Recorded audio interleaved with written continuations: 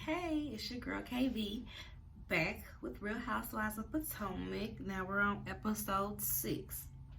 So call on up, catching on up.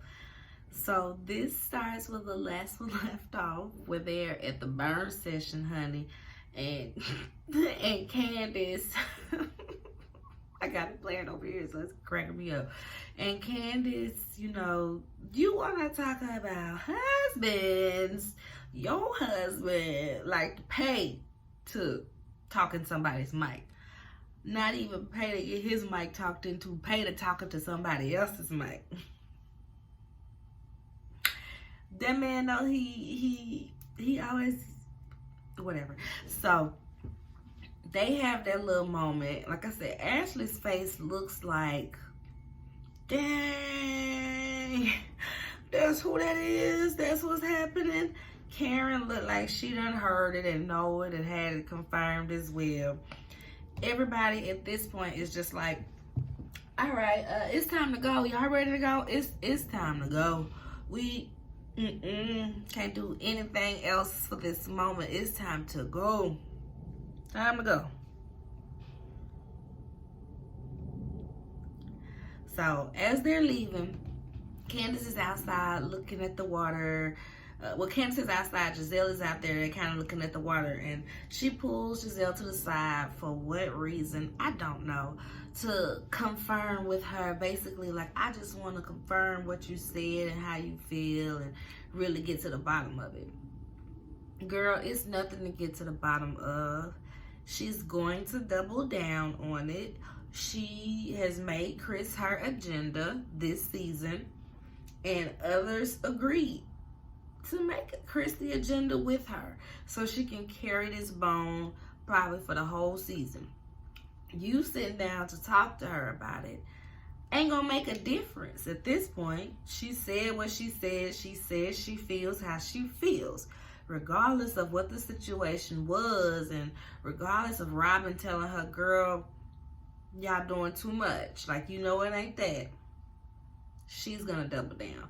So Candace, I hate that she even gave Giselle that energy. I hate that it still feels like she's running behind Giselle to kiss her butt, even though she shouldn't be. She literally has no reason to, but it's still giving, I'm gonna run up behind Giselle and kiss her butt. So that whole scene was annoying, especially when she started crying, because it's like, girl, stop giving this lady your energy, because now she got what she needs to carry on and be like, Candace knows she was wrong, that's why she was crying.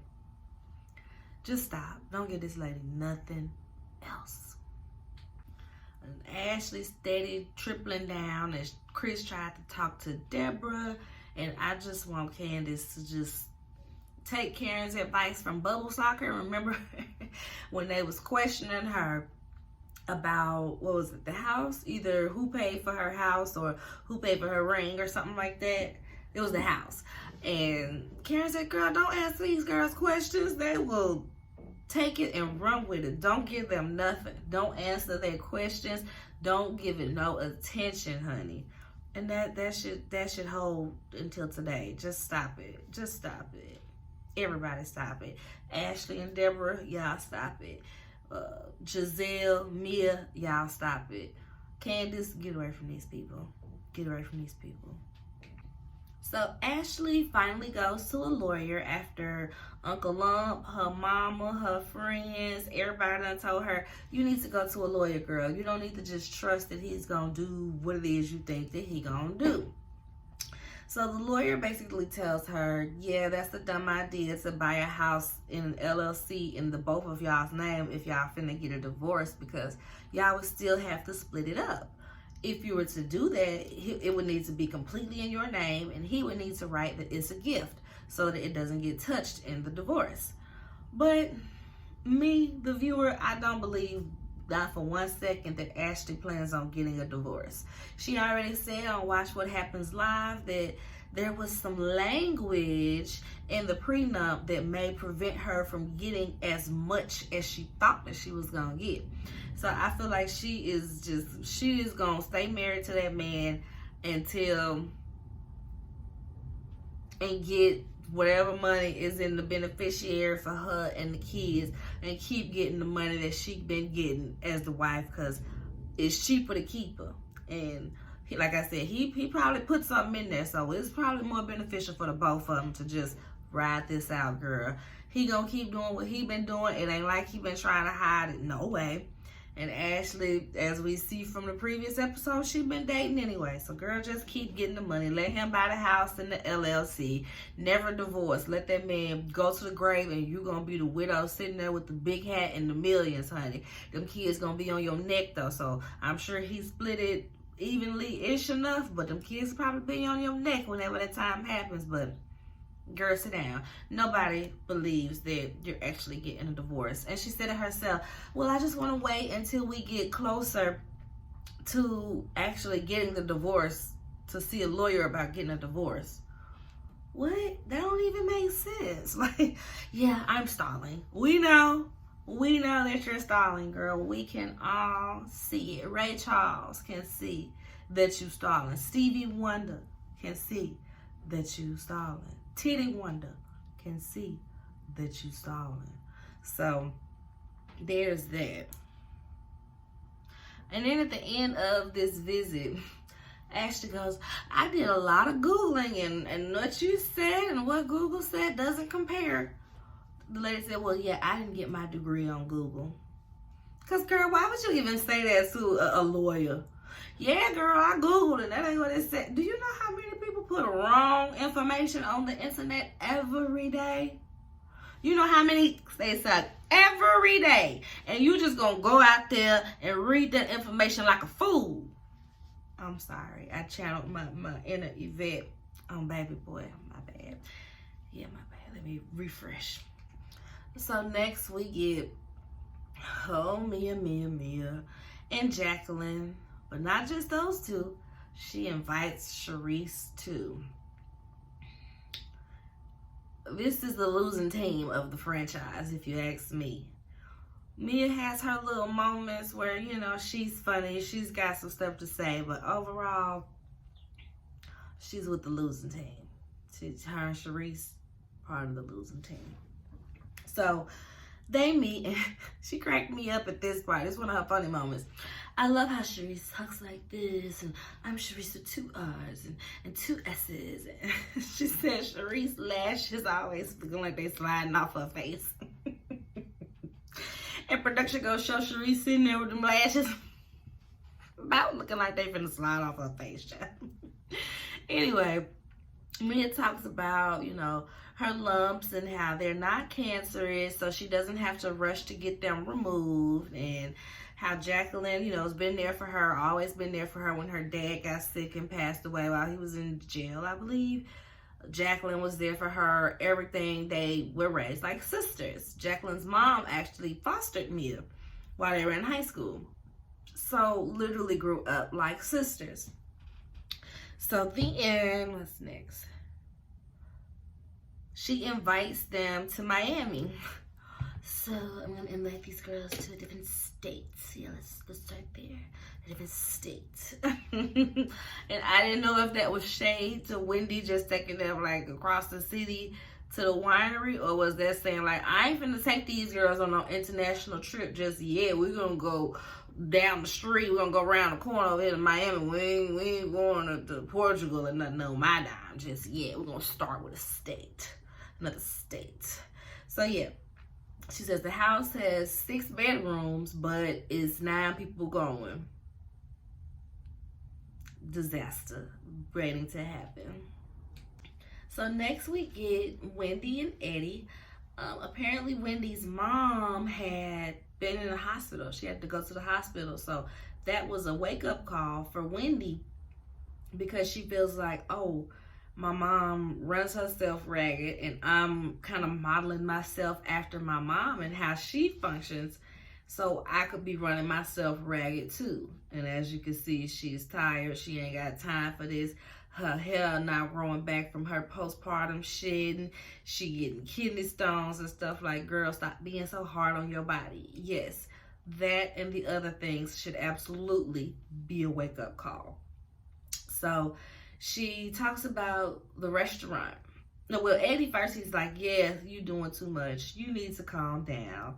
And then they come over to the restaurant. And she's like, yeah, I'm not going to do that. You know, it'll be a financial strain. And I ain't got time for that. And Eddie's like, yeah, you ain't got time for that. You need to focus on what's in front of you. You got all these businesses, all these careers here in front of you. Focus on that. Focus on your professorship. Focus on Housewives. Focus on owning house, the Essentials brand, your candles. Focus on your 3 children. Focus on your husband. Focus on Real Housewives of Potomac. You've got enough. You've got enough. Especially if you ain't got no assistants and staff around there helping you with certain things that can be helped with. Sit down. You've reached your limit, my dear. So then she tells him about the burn session. Oh, all hell broke loose. Ooh, all hell broke loose. And then she tells him about Miami. Everybody's going to Miami. He was like, ooh, y'all love drama. Drama. Basically, they love them some drama, man. They love them some drama. So next, we see Giselle going shopping for Miami. She's like, I want to be a scantily dressed 25-year-old, drunk and this, that, and the third. And y'all, she still picked out the worst fashions. I truly do not understand what this lady think is cute. Like, the way she dressed, you would think that she just wear what she got in her closet. Like, I wouldn't think that she's going to buy brand new clothes and this is what you picking. It frustrates me so much, y'all. It frustrates me so much. She too pretty and got too much money to dress so homely and tacky. Why didn't she take the girls with her? Why wouldn't she take Grace, the teenager, in there? She had Grace on one side, Robin on the other. Because, you know, Robin's just going to be a yes man. So she can't ask Robin if something cute or not, for real, for real. But Robin should be there to, like, class up just a little bit whatever outfit that 18-year-old Grace picks out. That's who she should have had shopping with her to get the maximum outage of this shopping experience. But she don't. This is a scene. Gotta be messy. So here's Robin. Here's Ashley. So even when she came out the dressing room, she came out the dressing room with the little outfit on. Production was like, Mom. Because what is this? This don't look like a new outfit. This look like pajamas. This look like, I don't even know, child. Just no. Just don't. So Ashley gets there and they're pretty much talking about the divorce and, you know, Ashley being separated. And Giselle, Ashley's gonna get the bag. Ashley's gonna get the bag. Like, why would this be the conversation right now on camera like this? Like, girl, have some couth, Giselle. Have some couth. And they ask about the LLC. Ashley says the LLC has not been formed yet. Everybody's confused because they flash back to the little spring party, the spring Taco Tuesday party that Karen had. And Ashley was saying that they was making offers on homes in the LLC. The lies! The lies! Ashley is very much annoying, y'all. But like I said, we don't believe they getting a divorce, no way. So anything past that, Ashley just want her house. Whatever is the best way to get her house so her and her boys can have a yard, because them being stuffed up in that condo like that, it's just not right. It's just not right. So Ashley just want her house, period. She don't care how she get it. Whatever Michael says, she gonna do, because she just want her house, honey. Get your house, honey. Get your house.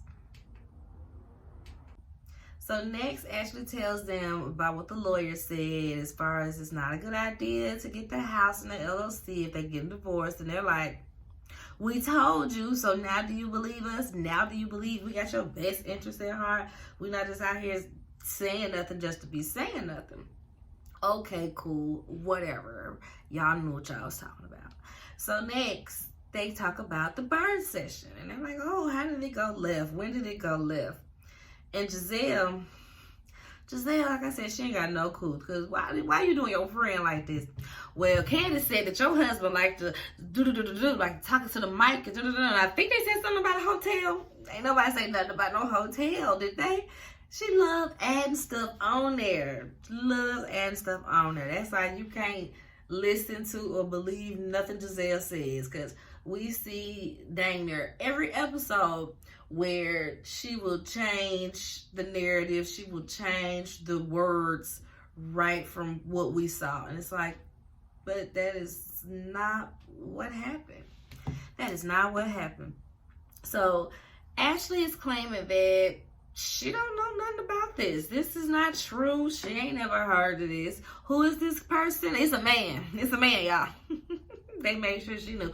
Oh, it's a man. So I'm wondering if it was like a unisex name or was she trying to act stupid? And so production is asking Giselle and Robin in their confessionals if they believe it's true. Robin is like, well, I don't put nothing past nobody, especially Michael Darby. And Giselle in the confessional, if he looks anything like Ron Dixon, the rumors are true. And production flashes back to the season where Robin, Candace's husband, and somebody else, I think Candace, had heard Juan say drunkenly at a party, oh, I would talking to his mic.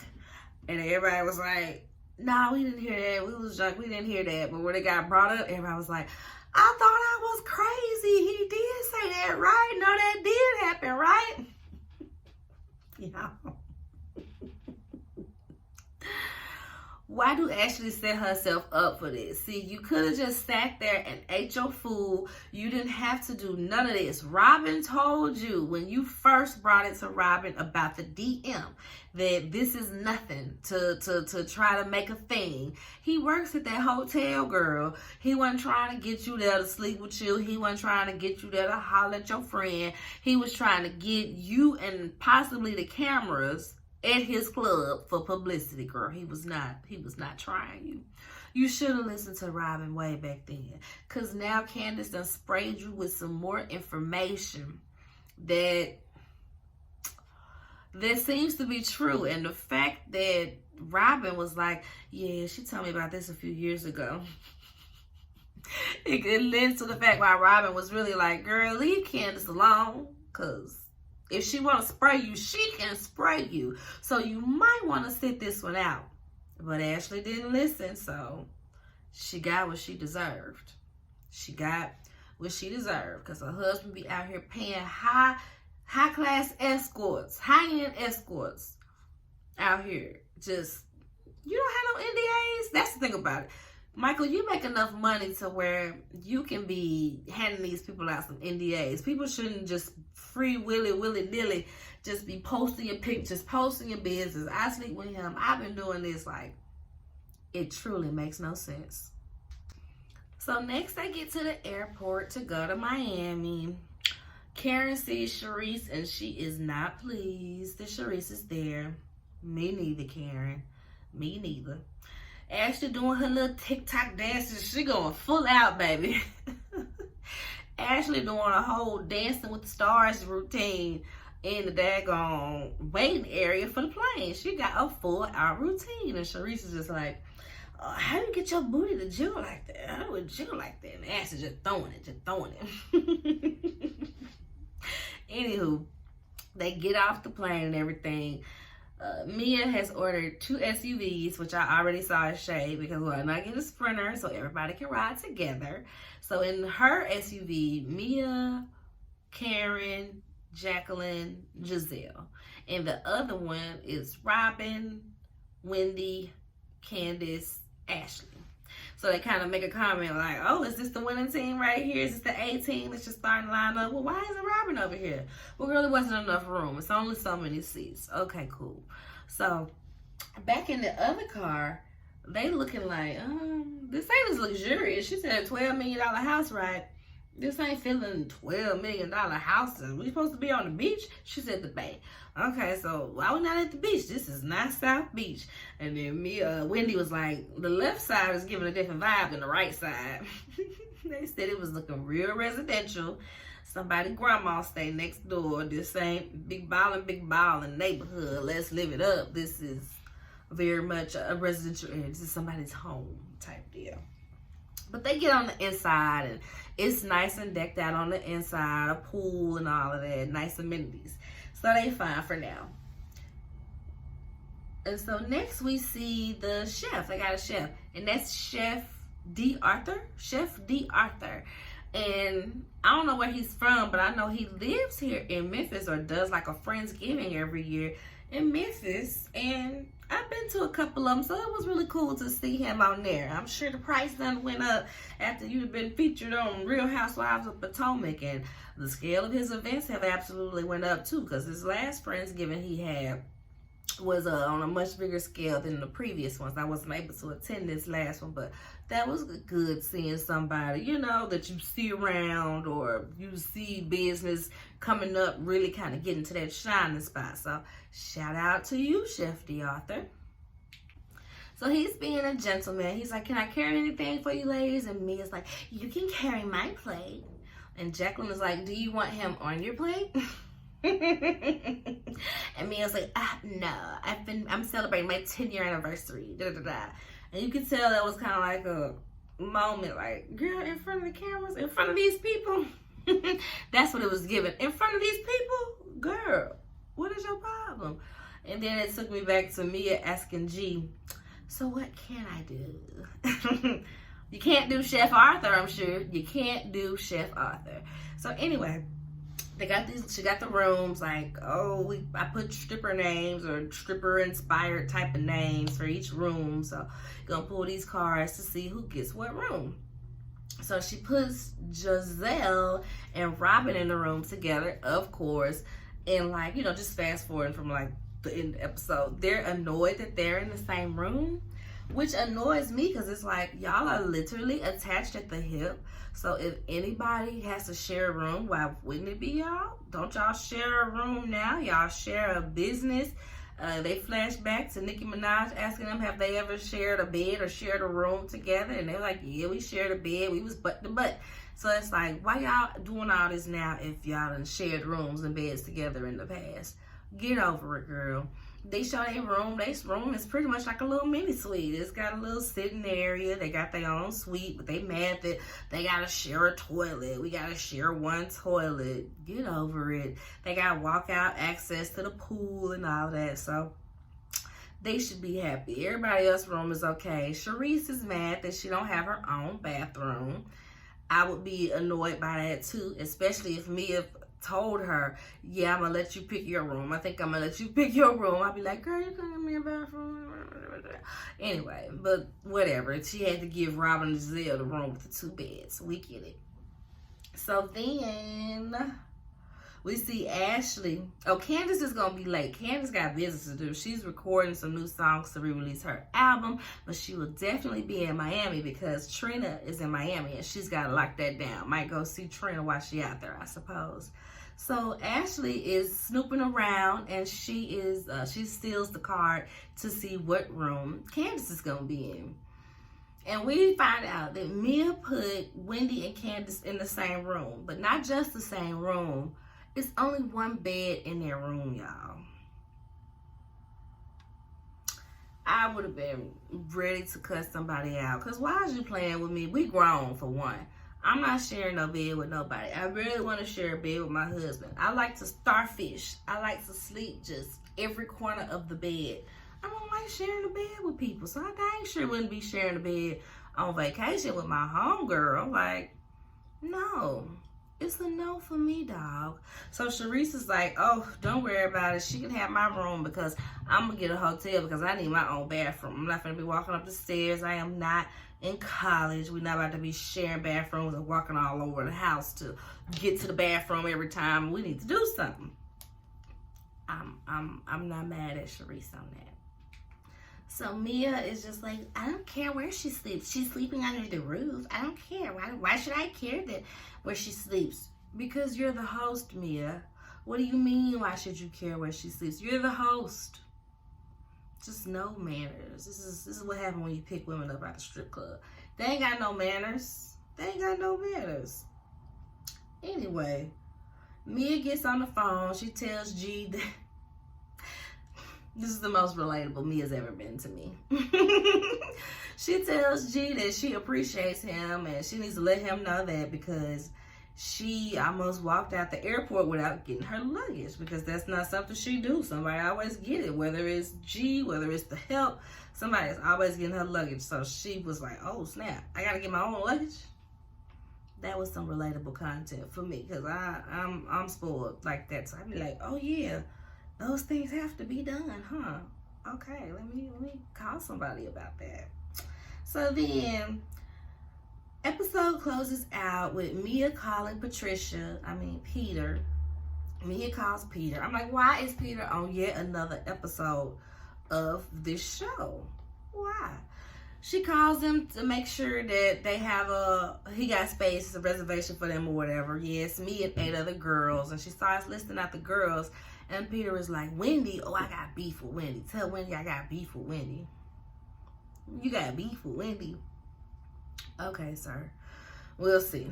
And so, anyway, we see the clip for next week. And this looks like this is when Mia is going to try to throw the drink in Wendy's face. But it looked like the drink didn't even reach her. So, can't wait to see the mess that goes on next week. That's all for this episode. Thanks and bye-bye.